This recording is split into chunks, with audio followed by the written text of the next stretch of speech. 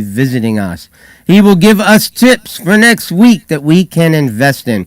We've even got some questions that came in. So, Larry, what's happening? I don't know, Phil. We need to talk about this producer that we have over there at PHT. I mean, he just ruined our show for us at the beginning. You didn't know when you were supposed to start. You didn't know what you were supposed to do. He didn't turn the music down. And what's going on? I mean, this guy. You think this guy? What's he? 20 years there, Glenn. Go ahead, Glenn. Tell us about how you're 20 years in the business and you couldn't even figure out that the music wasn't turned down while Phil was talking. I was waiting for Phil to start, and then I would have brought it down. I mean, come on. We got Pedro. Pedro at least knows what he's doing over here. We got you in the studio who doesn't know what you're doing. How could this be? How long have you been in this business? Will you stop 25 years, my 25 years? Is this the first time you screwed up? The very first time. All right, well, that's good. At least we feel special now. All right, we'll get back to our show now, Glenn. Don't make another mistake. Yes, sir. What's up, Phil? The only other thing I could say, Phil, is, I really enjoy hanging out with you and your wife the other day at dinner. That was fun. My wife was away. She was at a concert with her kids, and she had to show her vaccine card. So what happened to you at the park? I couldn't find you, and then I gave up on you guys. What do you mean you couldn't find me? We went out to parks, and I got there before you know what game I play. I know, what you said room. you were going into the main room when you were going to be playing three-card There's poker. No, I didn't say that. If my wife says something like that, I'm not responsible for that. I don't play that game. I don't play three-card Chinese poker.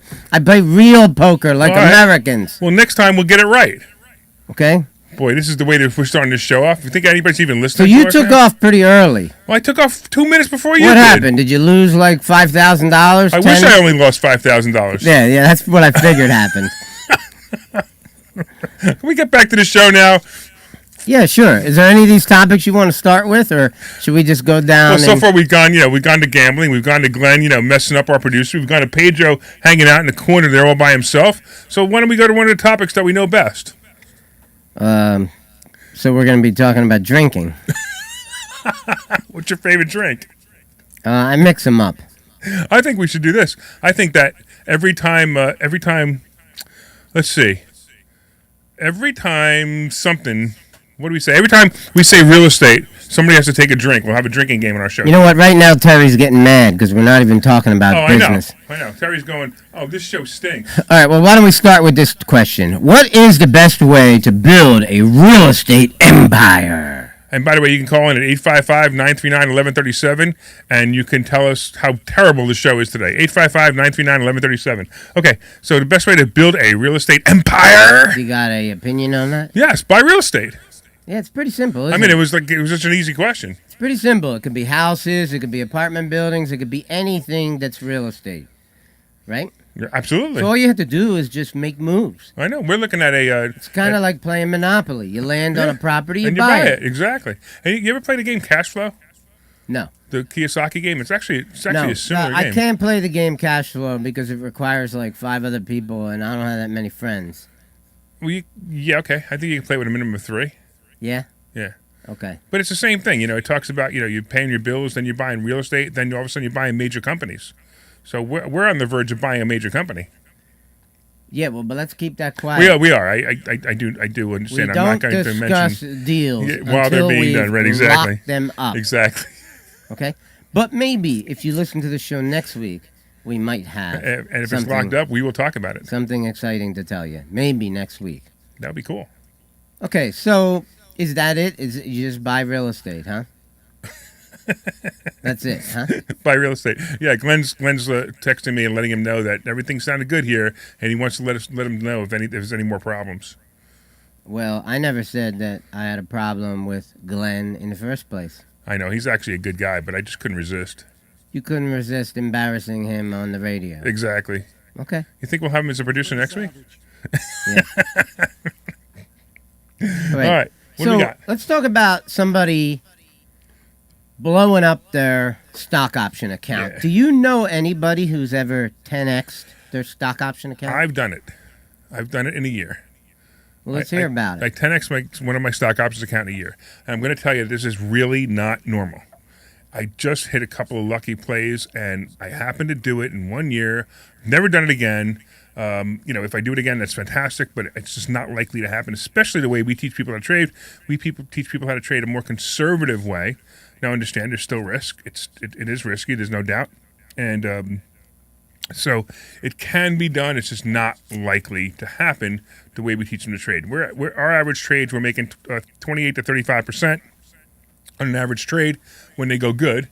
And when we lose them, we lose about 70% on the trade in average. It sounds familiar. Yeah, exactly. The problem is we hit a couple this year that we had a couple of really bad trades this year. Unfortunately, it happened, but it is what it is. They happen. I mean, I 2x'd my account, but then I halved it.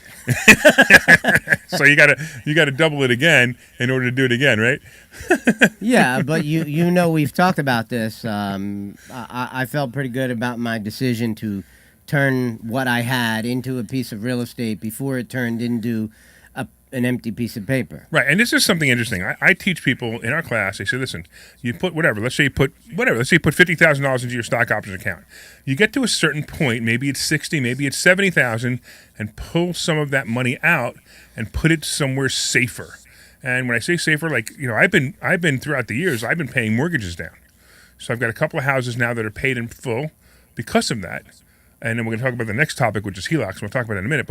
But I've been paying properties down because I know it's a safer place. Matter of fact, the safest place for me to put money is in my properties against my mortgages, or to load up my life insurance, my whole life insurance policy. Same thing. If I do that, it's basically the same philosophy as I'm throwing equity into places that can't be easily accessed, especially with a house. Well, I know that you had talked about that philosophy many times, but I had the grandiose plans of turning my $506,000 account into $1 million. Right.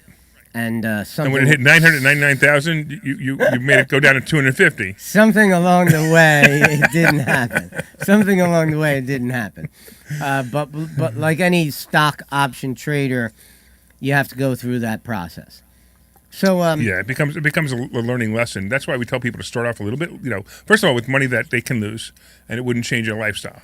Does it stink when you lose $200,000? Of course it stinks when you lose $200,000. But if you put up $200,000, if it changes your lifestyle, do not do it. We tell people this all the time. Some people were telling $10,000, some people $20,000. It depends on their lifestyle, and it depends on what they have and what they can afford to lose, because it's not quite gambling. But it's it is risky. It's not like going to play 13 black or something like that. Yeah, not that that's so safe either. No, that's the point. It's not. Right. It's not at all.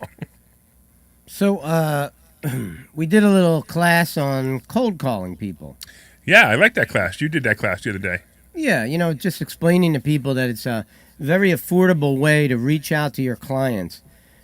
Spend a couple hours a day just calling people. Whatever kind of business you're in, it doesn't matter. We could be calling students for investor schooling to come into class. We could be calling people who are thinking about selling their house and asking them if they're ready yet. And that's kind of what happened to me this weekend, where just following up on some phone calls, I got a hold of somebody who finally said they're ready. That's awesome. That's the way to go. Sure. Yeah, it's nice. And this has been maybe a year in the process. So it just goes to show you, you got to put effort into this business. This business is no different than any other business. You got to work at it. You got to think about it. You got to care about it. You got to want to do it. You got to, if you like doing it, then you're probably going to be a pretty big success, because that's part of it. You got to get on the phone and say, let me call some of these people, because maybe there's $50,000 to be made on the other end of that line, but I'm not going to find out if I don't call them. Yeah, I agree. The most phone calls I've ever made in 1 week was 430 calls in 1 week. That was the most I ever made in 1 week. That's a lot of calls. Yeah, but that's again unusual. But I used to make 150 every week years ago. I mean, now I'm very busy. I've got so many other things to do. I can't do it. Well, you got a lot of responsibility. Yeah, but I also go ahead and I send mail. So I'll send out a couple of thousand postcards a week and wait for the phone calls to come in. So let's talk about Studio Shed.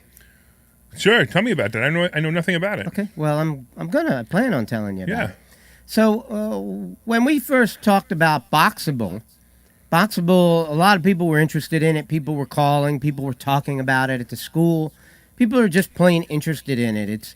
It's a really interesting concept that Boxable's doing, which is basically building affordable housing.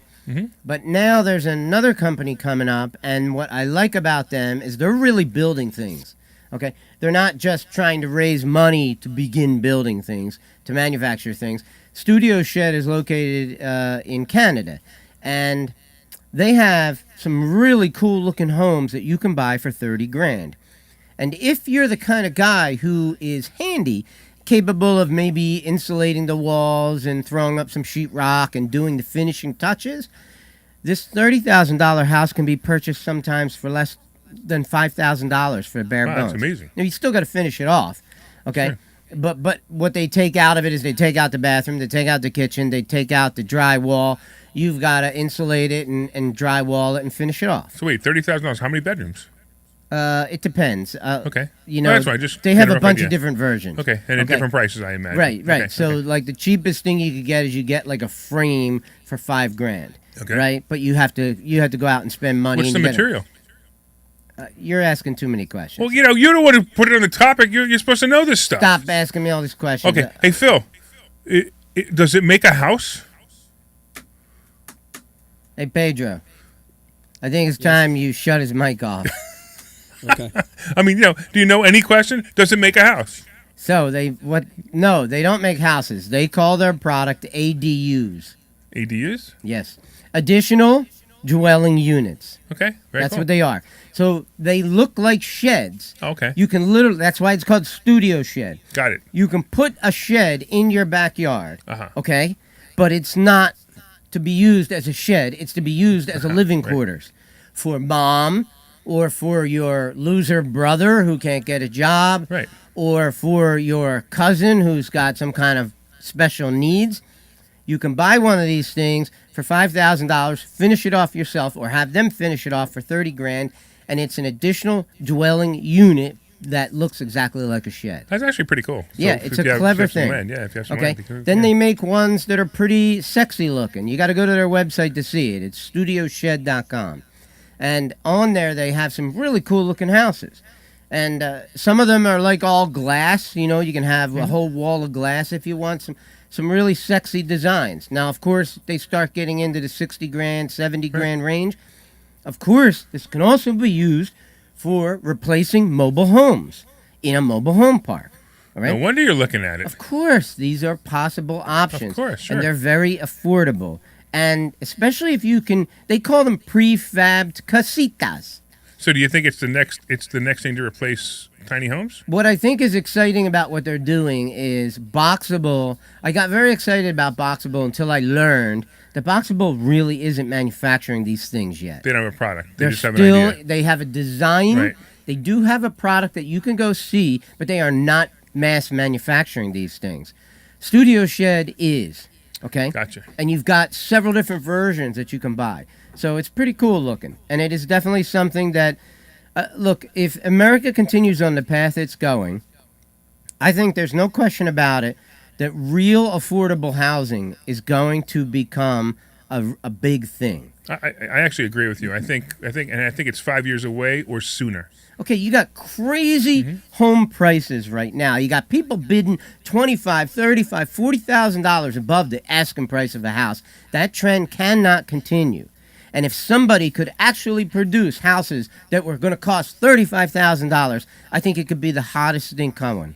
I again agreed. All Very right. good. Very good You're idea. going to hear more about this company, Studio Shed. Go to studioshed.com to check Yeah. it out. And by the way, I don't get paid for promoting that. Yeah, absolutely not. 855-939-1137. 855-939-1137. Ask your question about real estate, about stock options, about money, about taxes, about life in general. If you want to ask me, Phil a personal question about anything, you can do that too. I can't get that deep in here, can I? The next question is, should you pay off your home and keep working your 9-to-5 job? What's your thoughts about that, Larry? It's such a loaded question because you got so many pieces here. Should you pay off your home and keep working your 9 to 5? I'm not sure what one has to do with the other. So So should you pay off your home? Maybe, but working your 9 to 5, that's something. That's a different question. So which one do you want me to answer? Have you ever paid off your home? I have, yes. Okay. Right. Did you regret it? No, I didn't regret it because I immediately took a HELOC out on it. Right. So all you did was go right back and borrow money again.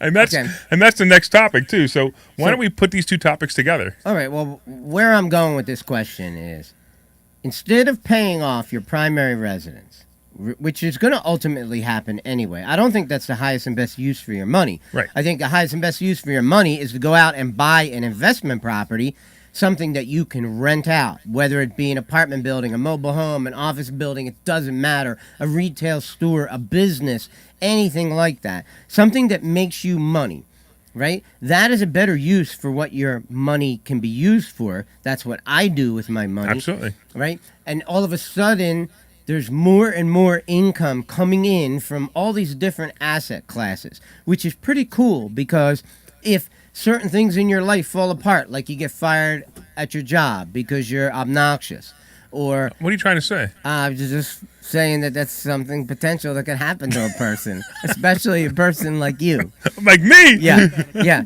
And it's important to have money coming in a bunch of different ways. That way, if I don't have a 9-to-5 job, but if I did have a 9-to-5 job and I got fired, I wouldn't really care because I have money coming in from multiple different sources. That's one of the things I love about real estate. So let me give a mathematical example to this, or at least one off the top of my head. So please, if you don't, so maybe you can follow the math off my head. So let's say you have that property worth $100,000 and it has no mortgage on it, so you owe nothing on it, right? And if that property goes up 5% a year, which is usually 5 to 7% is what we pretty much expect, but let's use 5% because the math is easier. So after the first year, it's worth now $105,000, right? Yep. And that's what it's worth. It's worth $105,000. But if you took $80,000 of that out and you used that money somewhere else to also make money, would the house still be worth $105,000?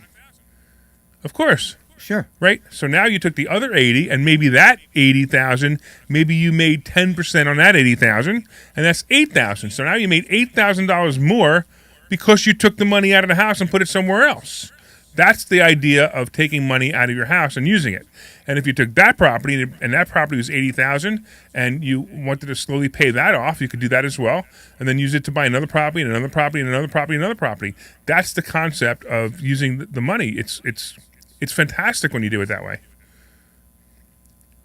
What are you looking at? Who's Phil said nice hat. Okay, I get it. I get it now. Yeah. He's putting his name there. Yeah. All right. So let's talk about something else. Sure. If a bank will give you the money, would you take all that they would give you? I whenever a bank gives me money, I'm taking it. Okay. Bank offers me so this is an odd thing that we teach because it's contradictory to anything that everyone teaches everywhere else. We teach you to get in massive debt. And massive debt, if leveraged properly, I'm not telling you to buy massive debt and buy cars and buy furniture. I'm talking about massive debt to buy assets that will make you money. So if a bank's going to give me money, the bank's going to offer me $100,000, I'm taking that $100,000 and I'm going to use it to buy an asset that's going to make me money. And I'm going to make more money than I'm going to be paying the bank time after time after time. So recently you came on the stage at the school and you mentioned that you should be applying for as many credit cards as you can. Correct. As many HELOCs as you can, meaning a home equity line of credit on any property you have, whether you live in it or whether it's an investment property. You should be trying to get that. And you should also be taking loans if you're capable of getting loans right now. You want to tell us a little bit about your philosophies there? Correct. And you said right now, which is exactly the point. Yes. The right now part. So right now, it's very easy to get loans, very easy to get credit cards. I promise you that 3 to 4 years from now, when the market tanks, these are going to be very difficult to get. Last year during COVID, we actually thought, or when COVID first started, we actually thought it was that we were going to have all our lines of credit taken away. Now, I currently have, just in credit cards alone, I have $750,000 available on credit cards. And by the way, I just got another one, which is the funniest thing. I just got another one. But $750,000 available to me on credit cards, and I can use that money for anything I want, including buying houses, which I've demonstrated several times in class. I would expect that 3 or 4 years from now, when the market tanks, they're going to cut back those lines from me, possibly to half, which still gives me probably 5 to 7 times more than the average good credit person who has credit cards. And I'll be able to use those credit cards for whatever I want. I can use them to fix up my properties. I can use them to buy properties. I can use them to feed myself if there's an emergency where, let's say, I've lost all my income, which is going to be rare. It's going to be very difficult at this point. That's the other reason, when you say lose income, that's the other reason why you never get a Macy's card or a JCPenney's card, or if there's anything left, Sears. I don't even know if Sears is alive anymore. But you never get department store credit cards, Kohl's or whatever, because you only want to get Visas, MasterCards, Discover cards, American Express. Ones that can be used anyway. Right, with the exception of Home Depot and Lowe's if you're a real estate investor. So you do get a Home Depot and a Lowe's card if you're a real estate investor, because you're going to use them to renovate your properties or fix your properties. It makes sense. And that's what I'm keep doing. And anytime someone sends you one of those letters that says, "Hey, you're pre-approved for a credit card," as long as it's not a fee card, in other words, charge you $100 fee or whatever, or if your credit's really bad and you have to put up a security account, that's not what we're talking about. We're talking about real credit cards. If you can get one for free, get one. Even if you don't use it, just get it. Just put it in a drawer somewhere. I don't care if you destroy it. Just get it, because it's actually, believe it or not, going to improve your credit, not decline your credit. It's actually going to make it go up. So, by the way, we're talking about credit. We're talking about money. We're talking about real estate, stock options. 855-939-1137. 855-939-1137. You can call in right now. So I want to tell you a little story that happened with this mobile home park that I just bought. So I found a business partner who was going to come in with me, Sure. but he was a little bit short. Oh, okay. He was short of the portion he needed Sure. to buy his half of the park. So I said, look, don't worry about that. I'll put up the rest of the money, and whatever extra I put up, I'll just get a bigger piece of the profit Okay. when we chop up the money. Sure. He said, fine. So it wasn't that big of a difference between us. It was like a 45-55 kind of arrangement, right? Okay. All right. So I went through all my credit card bills looking for the convenience checks that are on the back, and I was just looking for the one that had the best deal. And I got a couple of them out that looked like they were the best deal, and I actually called the banks, and I said, I want to make sure I understand this. I want to understand this. Is this a good deal? And somebody came on the line and said, listen, how short are you? I said, well, I need about 30 grand. And they said, well, yeah, we could do that, right? And just like that, the money appeared in my bank account Right. 48 hours later. Isn't that amazing? Yeah, it was pretty nice. It was pretty nice. And So, it's what, 0%, maybe 3% fee? I don't remember 1%? exact Yeah, details, sure. but who cares? Yeah, You bought the park. You pay a fee when Right. you do write the check, regardless of Right, what it 3% is. typically. But boom, it solved my problem. Right, and that's the point, is it solved your problem. He didn't buy it for furniture. He bought it for what he's supposed to do. He bought it for an investment, which is exactly what makes it great. And what I'm really buying in this park is I'm buying a rent roll, Right. right? So I borrow some money to finish off what I needed to get it done, and in exchange, I get the rent roll. Sure. I do the same exact thing. When I buy a property, maybe I have to fix it with credit cards. That's okay with me. It doesn't matter to me. As long as I buy the property and make money on it in the end, fine. We often ask our students, would you pay 28% interest on a loan to buy a property? And it's funny because all the newbies don't raise their hand. All our current students raise their hand. And if you're listening to this going, I wouldn't pay 28% to buy a property. Well, first of all, let's make sure you understand that this is the only way you could buy it at the moment, because it's the only bank that's going to give you the loan is 28%. Would you take it? Of course you'd take it. And the reason you would take it is because as long as you can make more money than you're borrowing on that property, why wouldn't you take it? Somebody else paid for it. Yes. I agree 100%. So it's nice to have all these options available to you. Yeah, so Okay. actually, why don't we real quick, we'll go to a commercial, but before we go, I just want to let everybody know, you can give us a call at 855-939-1137, 855-939-1137, and you can go to investorschooling.com, and you can take a free class with us this Thursday. Hi, I'm Phil Falcon. All right, guys.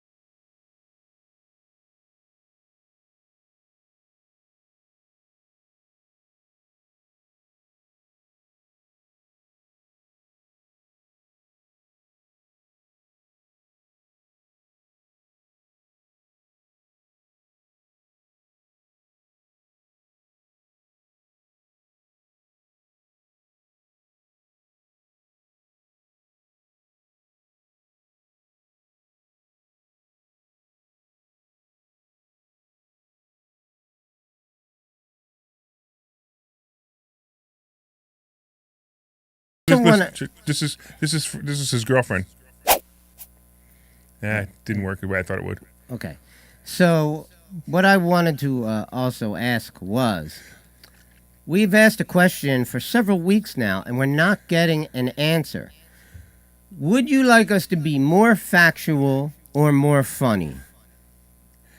I don't think I care anymore. I like the idea when we're funny. Okay. So Listen, for the 7 people who listen to this show in their car, they're enjoying it. See, but the thing is, I wasn't asking you. I'm not even asking Pedro. Hey, when you pull up to the guy in the window in the red light, when you pull up to the guy next to him, roll down your window and tell him to put on 1210 right now and ask him what he thinks. But we're moving. I meant to tell you, we're moving to Saturdays now live. We're now going to record the show Saturday live instead of Sunday live. Yeah, that's a good point. Right, so we need to might talk want about to tell that. people about Yeah, that. we may want to. So we've been doing this show on Saturday between 3 and 4. Next week we're going to do the live version between 2 and 3 on Saturday.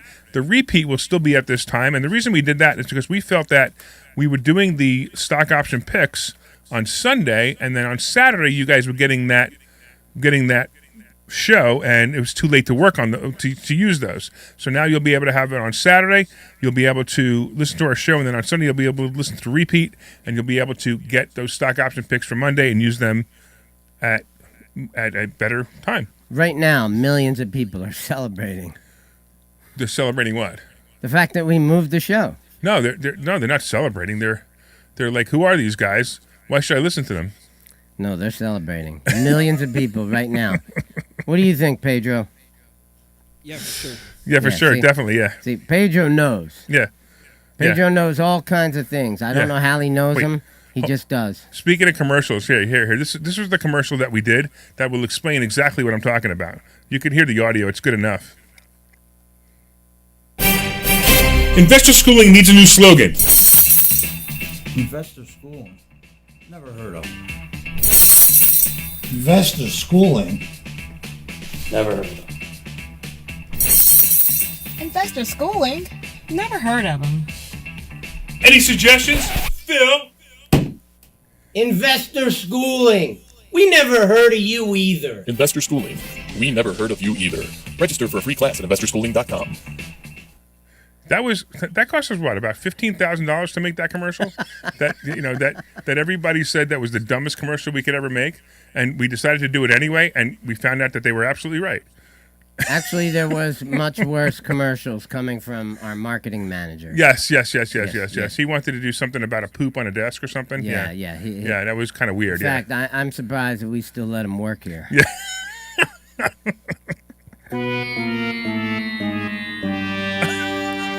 So we got Joe in Brooklyn. He wants to know about credit cards. Joe, come on the line, man. Let's talk.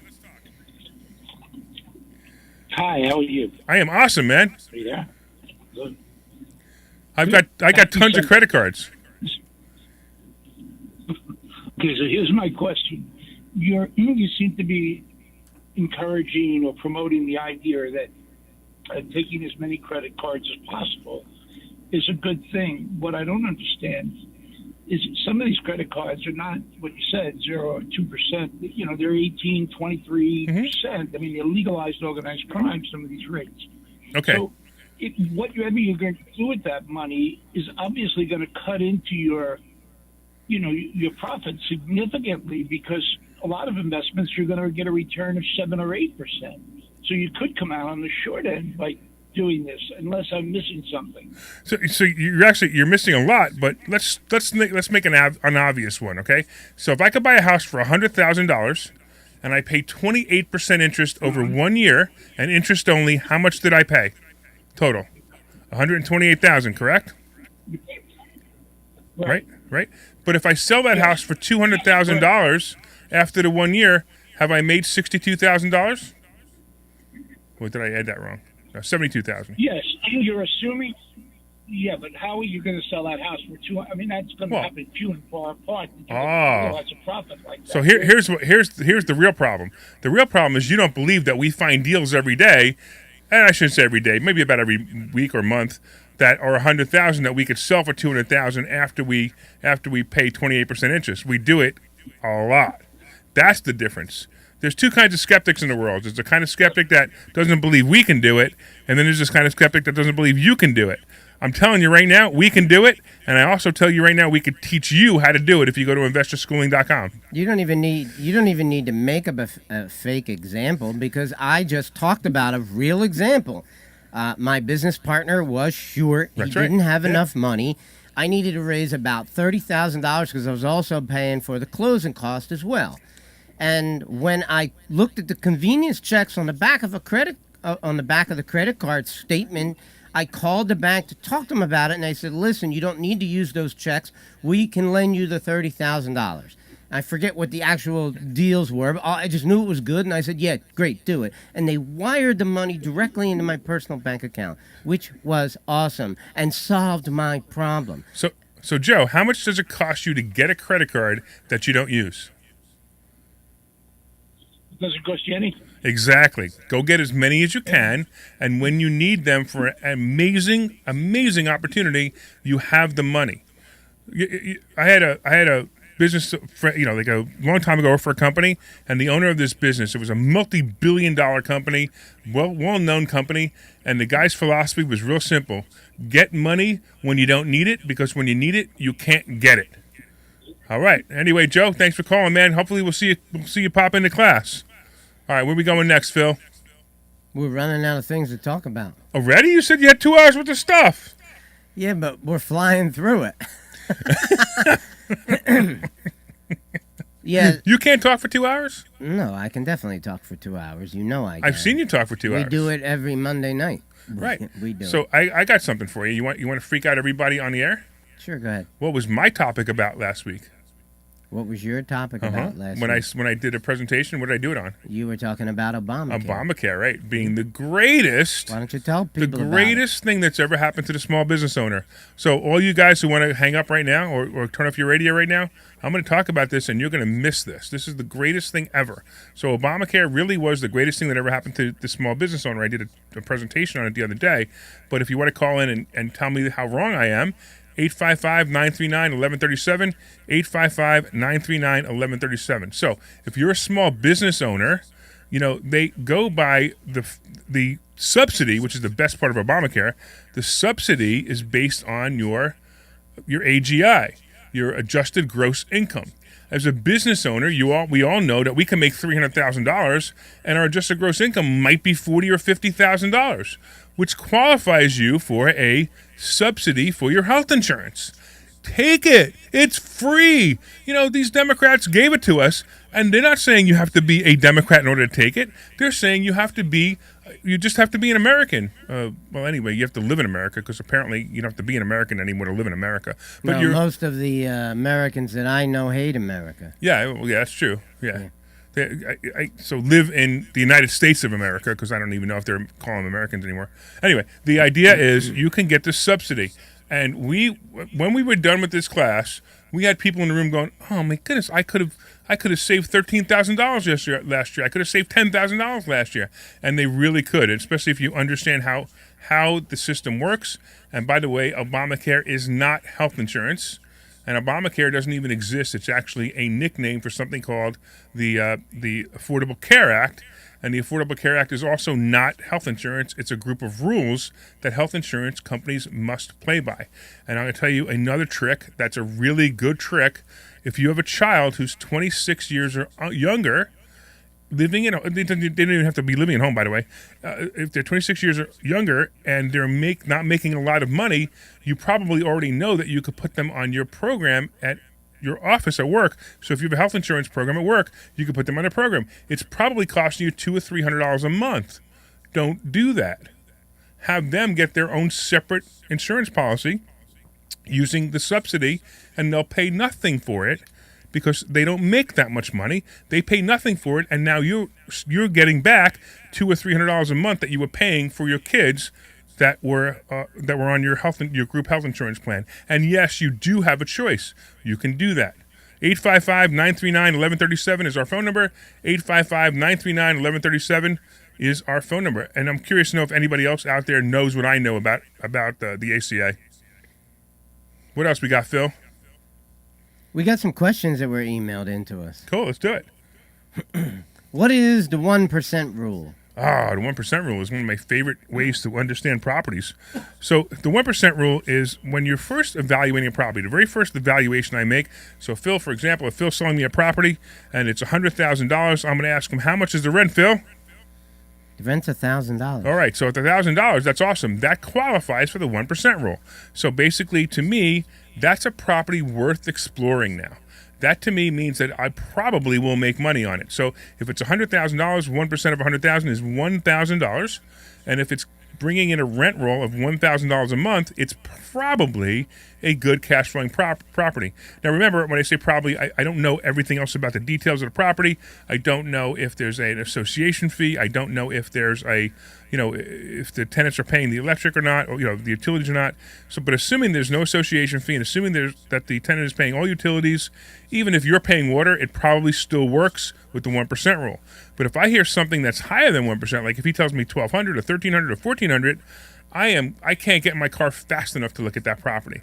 But anything below that $1,000, I'm going to be skeptical. Now, if it's real close, I still may look. But if he's getting $700, I probably have no interest in this property whatsoever. I don't even need to know the next question. Right.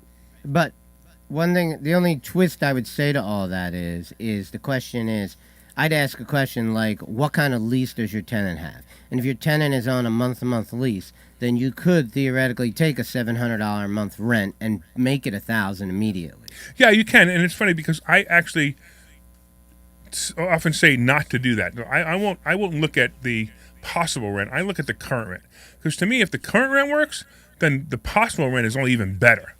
So if somebody's getting $700, if they're moving out, and I know that they're moving out next week, and I know I can get $1,200, $1,000, $1,500, whatever, that's fine. But if they're not moving out, I have no interest. Because I'd rather leave a tenant in underpaying than change tenants. Because if I change tenants, now I'm renovating the property.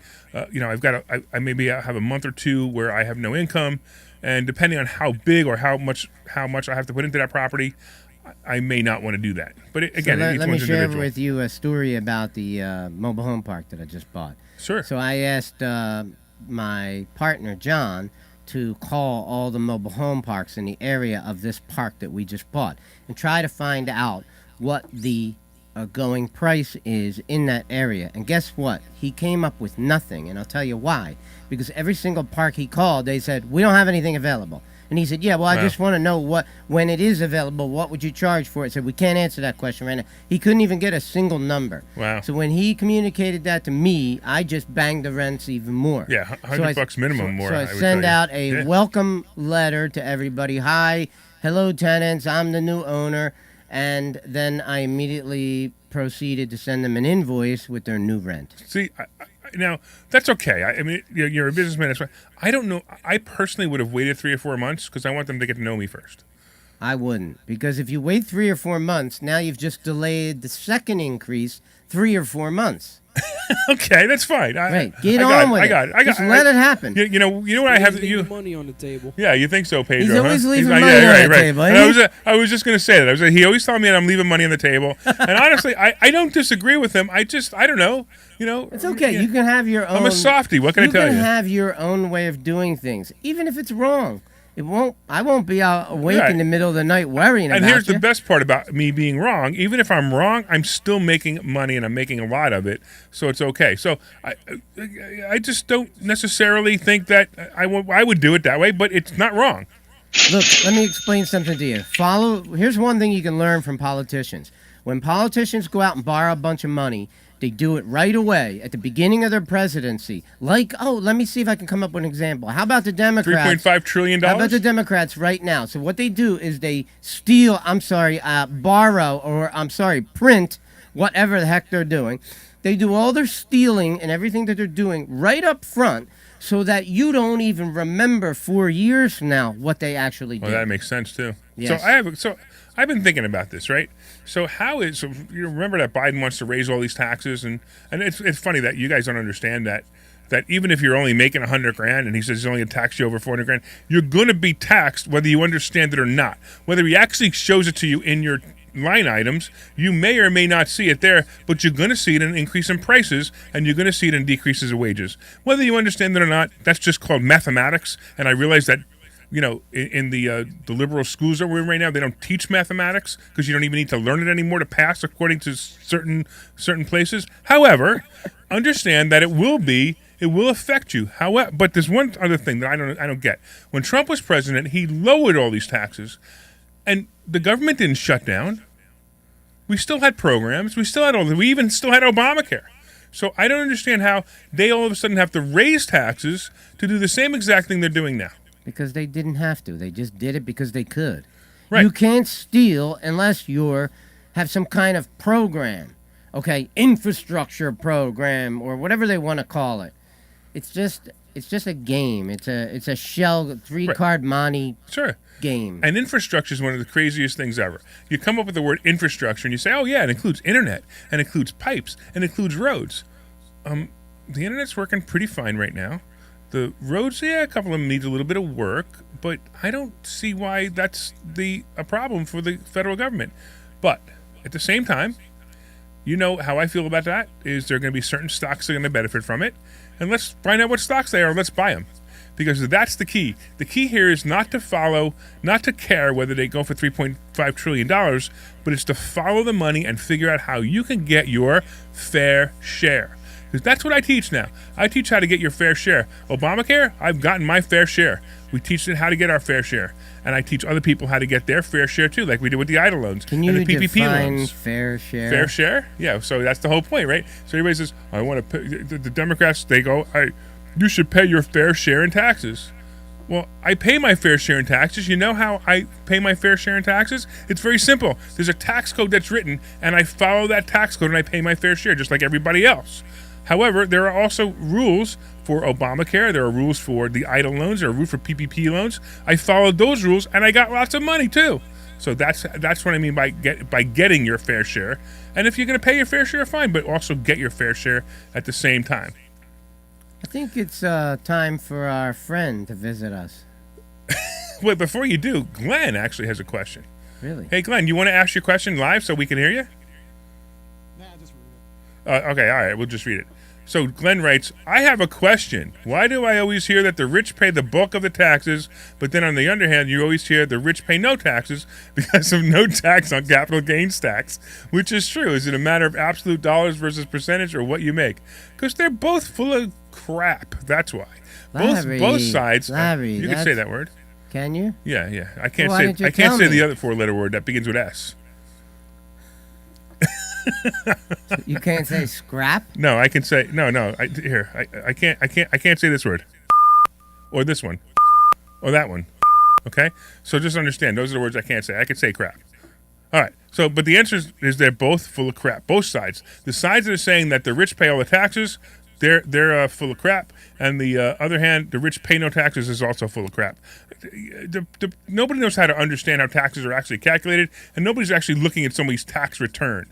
You know, when you look at I don't know, even Trump's tax return, which we couldn't look at because he was smart enough to realize that wasn't a law.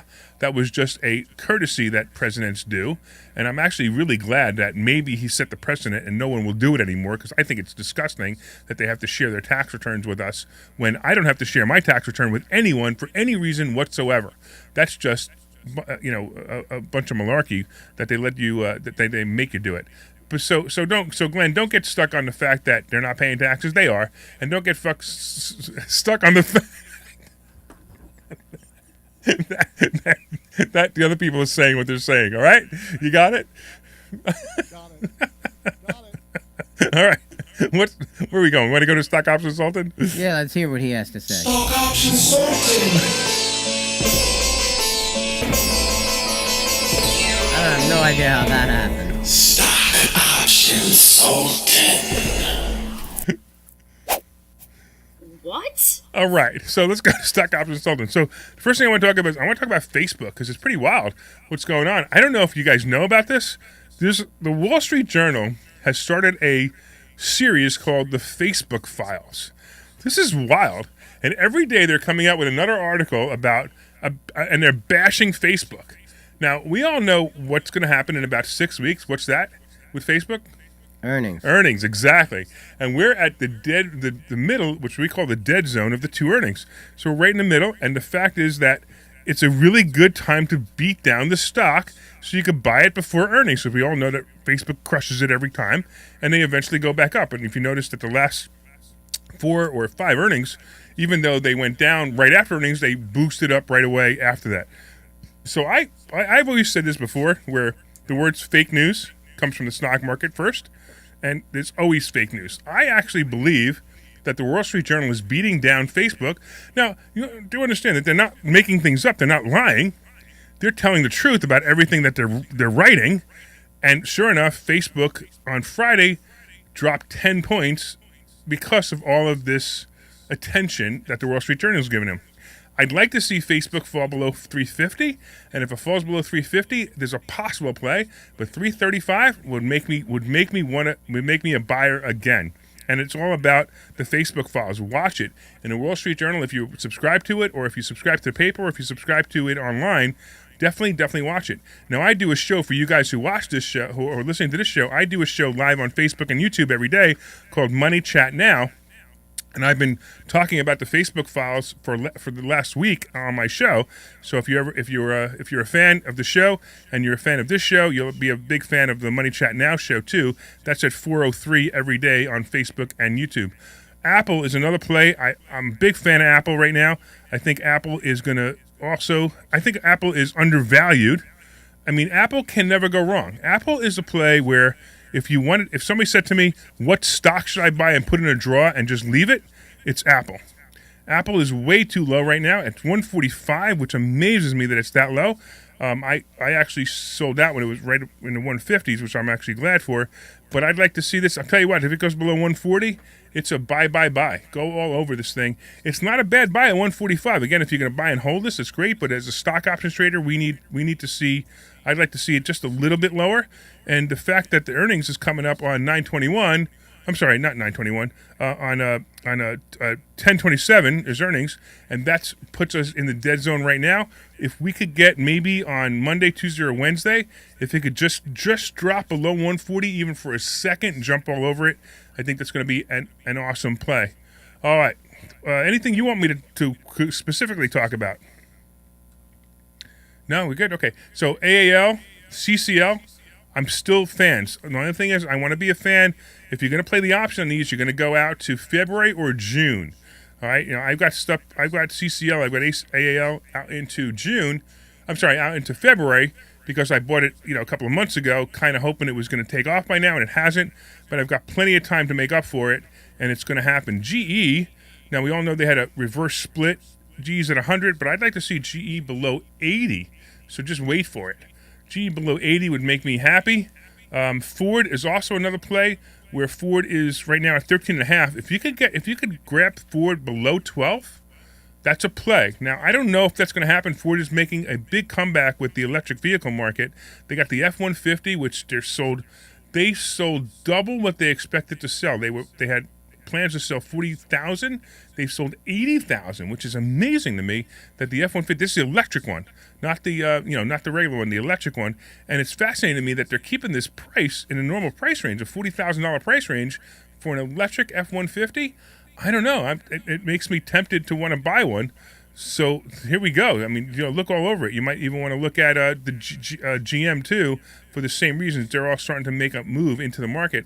And it's weird because this is why I'm not a fan of Tesla.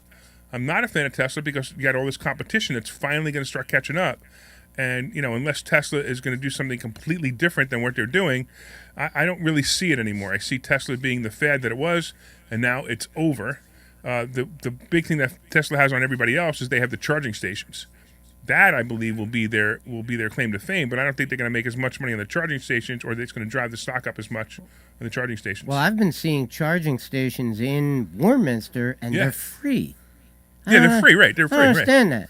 Right. Yeah, I don't understand that either. How they're free, right? What? And there's 2 of them. Yeah. And they look like they're $10,000, $15,000, $20,000 units. Right. And not only are they free, but they're also preferred parking. So they're usually in front of the building. Yeah. And it says Tesla or it says electric vehicle only. Yeah. Which is really interesting. So this whole move to go electric, I mean, it's like the vaccine.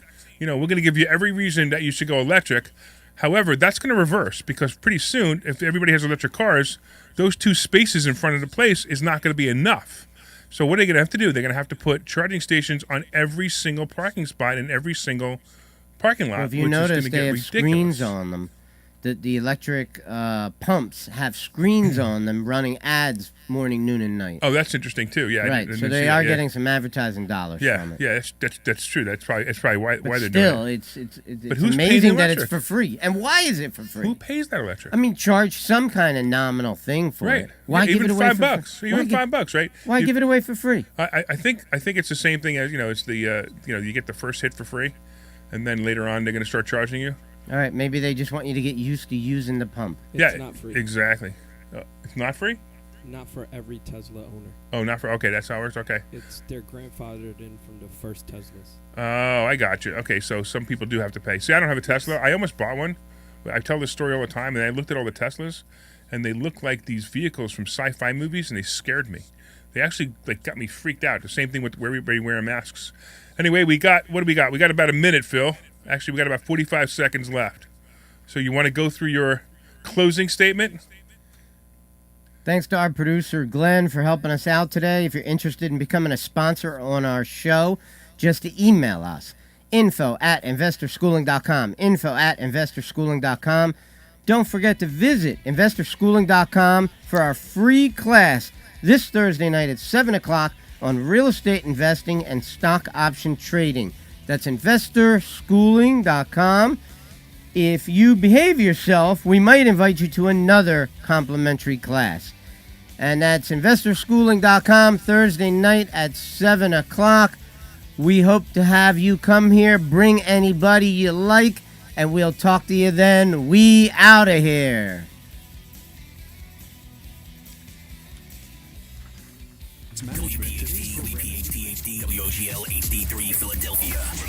All right, thanks. Thanks, Glenn. I just had to bust your